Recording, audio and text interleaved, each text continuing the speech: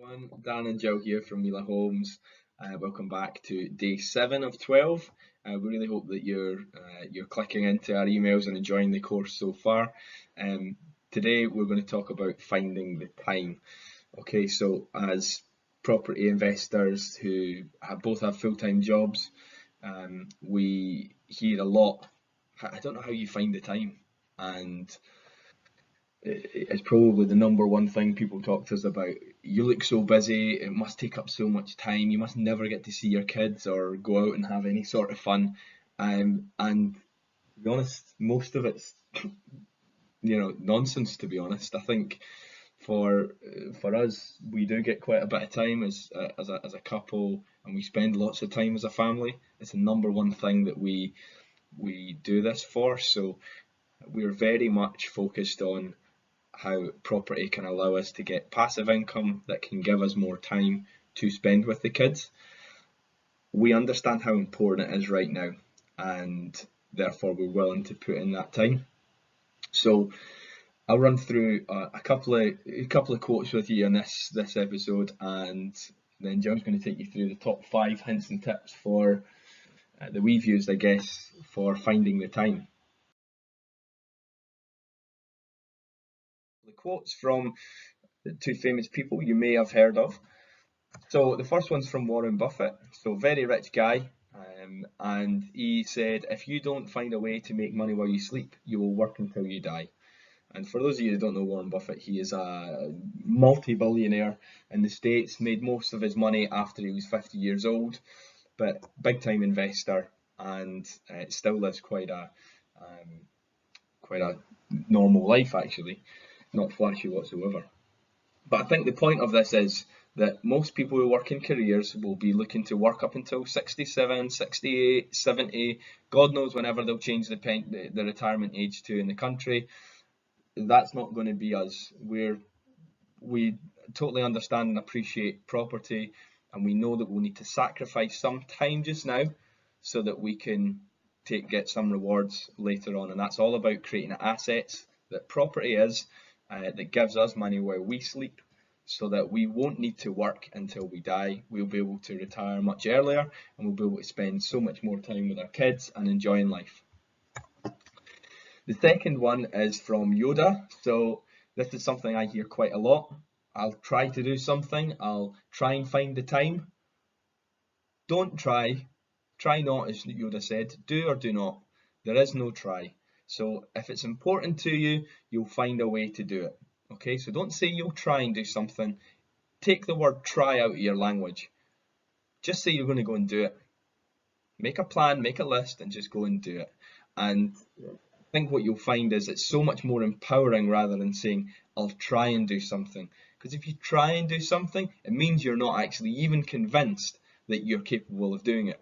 So I would just try and get that language, and excuse the pun, try and get that word out of your vocabulary.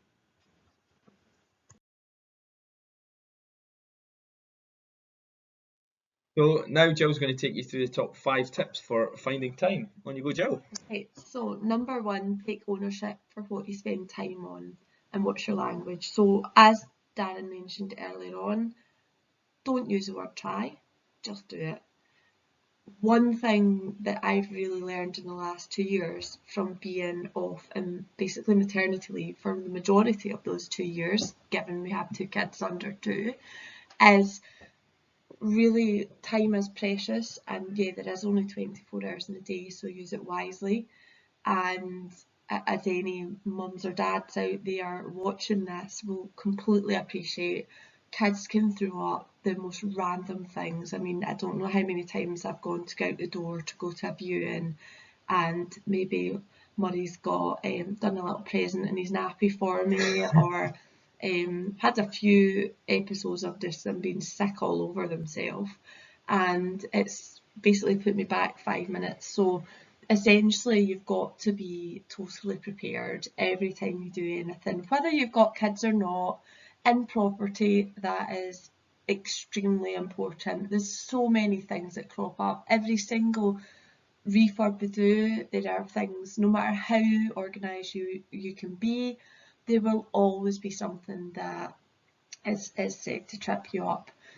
So really do take ownership for what you spend your time on.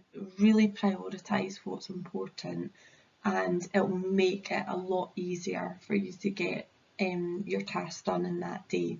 And I'll just touch on this because I think you're quite modest around this, but Jill, you know, it would be easy to make tons of excuses about it. So the taking ownership piece is, there's so many things that could potentially go wrong, especially when you're trying to look after kids and manage a family, and you don't. Like, genuinely, it's a case of, like, if something's gone right, things don't always go to plan, but you have to take total accountability for it. Yeah. And it's easy to make excuses. So I guess the big thing on this as well is just don't make any excuses. Like, you take ownership. It's much more empowering. Gives you some funny stories at the end of the Yeah. day. So secondly, leverage professionals who have time and expertise that you don't have. So as an example of this, on our first property, being inexperienced as we were at the time, we thought we'd save some time and money if we did the painting ourselves, because it was one thing we both quite like doing when we've been doing our own houses. So 3 days down at our 2-bed property doing painting with a 3-month-old and actually the dog one day. We thought that was a good idea. Not so much. Probably put us back a few days in the refurb overall. The finish wasn't as good as what a professional painter would have done through our builder, and let's be honest, we probably could have spent that time a bit more wisely. We could have been out chasing other deals that day rather than standing in like joggy bottoms and a t-shirt painting probably most of ourselves rather than the walls. So one of the big things that I took from that was actually, let's just put our faith in the builders that we carefully selected and actually get the job done quicker. And to a better standard. So you definitely need to really focus in on that. One of the big learnings that we were taught very early days was our jobs is really all about finding a deal and finding the money, which we'll talk to you about in later episodes. But that really is something that I'll always come back to if I suddenly think I'm going to get really excited about, I don't know, like tiling a wall. Now, I really like the end finish, but I wouldn't say I'm very good at actually doing that. So why do it? Spend the time on the things that you know that you're good at. Number 3, make a plan for the week and stick to it. So me and Darren try to sit down every Sunday. I said try. We actually We do. we do Every sit down Sunday. every Sunday. If we don't, it's a Monday. But we make sure we do it every week. And basically what that is there to do is put focus into what that week's all about, so that we don't deviate from what it is that's important to us. I also sit down every month and do that, not just for property, but I do it for everything that's going on in my life. And I feel as though I need something like that to focus. I get a bit excited and waylaid and look at the shiny pennies and things like that. Particularly in property, I love houses and I love going to look at big fancy ones. So it really, that having that focus really pulls me back, and I think it's really, really important. And number 4, create systems and processes for repeatable tasks. So repeatable tasks can be a bit boring for somebody like me. And basically how I deal with that is I look at ways in which to make it quicker to get through these tasks and easier. So as an example, and I did this way back when we had one property, is as you go through, like say you've got buy-to-lets, there are multiple points in the process that you will need to talk about the same information over and over again. So basically I've got a spreadsheet, and on that spreadsheet I've got a section for every property, and I've got information on that about the address of the property, when we bought it, when it can be refinanced, where the stopcock is, where the gas lever is, what the electricity supplier is, and the list goes on and on and on and on. And where that's really helpful is when I've got to phone the insurer before we get the keys for the property, I can tell them things like what the roof, is it slates or is it tiles?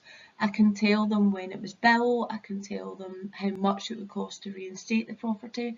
When I'm speaking to the letting agent, I can give them all information about who supplies electricity or gas, and who supplies other utilities, and whether we've got gas cover, for example. So it is just these things that, rather than you either having to have it all in your head, which if you're anything like me with a really busy life and two kids running about, it takes me a wee bit of time to remember that sort of information. So I'd rather just have it all sitting there in an easy to access place. So I think it's really important to do that. Another example is when we go into properties, we've got a set list of things that we go round when we're going round the house. We check them off, like, does it need new gas central heating, does it need new windows, does it need new doors, what the kitchen looks like, what the bathroom looks like. It's the same things in every property, so why make it difficult for yourself? Just get a checklist and a process and make it super simple, and it'll mean that you can get through things a lot quicker than if you didn't have that. And finally, number 5, be clear on what is important to you and prioritise. So similarly, back to number 3, if you do not know where you're wanting to go and what's important to you, you're not going to get anywhere as fast as you could have done if you were really focused on what you're needing to deliver. Now, I think I'd said earlier on, I do get a bit kind of waylaid on some things, because I get a bit excitable about big fancy houses and etc, etc. But this actually allows me to pull myself back to what's important for us now, so that I can get to that end goal quicker. And it's really, really important for me to be able to focus in on things. And I just think if you don't have clear priorities, then it's just going to make life more difficult for you. Every day I try and make sure I only really have about 3 main things to deliver. Sometimes actually only 1. I think, Darren, you've read a book where it talks about priority. There is only 1 priority, rather than, you can't have 3 priorities. It's just over time. Priority in language is a singular. You know, it's only we have pluralized it into priorities, but there is only ever 1 priority. So priorities didn't even exist as a word, and probably shouldn't exist as a word. Yeah. The business world has made it evolve, I guess. Yeah. And I suppose it's always good to tick 3 things off rather than 1. It makes you feel quite good about yourself. But it does me. I love my list. So, yeah, be clear on what's important to you and prioritise. And finally, obviously, that's it for today. We'll be back tomorrow with another video, and as always, if you want to get in touch around this topic or any of the previous videos, just get in touch. All right, speak to you soon.